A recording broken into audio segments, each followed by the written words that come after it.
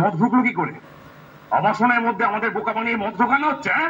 এরা খুব শয়তান, নানা রকম নাটক করে, এদের শাস্তি হওয়া অবশ্যই দরকার।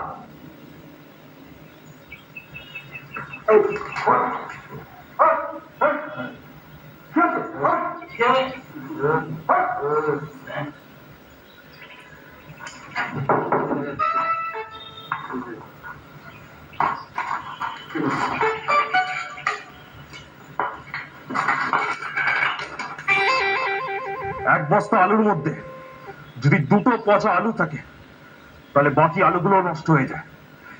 এরা হচ্ছে গিয়ে সেই পচা আলু। এরা থাকলে বাকিরাও বিগড়ে যাবে, এখানে কেউ সুস্থ হবে না। এদেরকে আমার সুস্থ করার দরকার নেই, এদেরকে আজই বাড়ি পাঠাবো। এদের বাড়ির লোককে ক্ষমতা, এদের আজই এখান থেকে দূর করবো।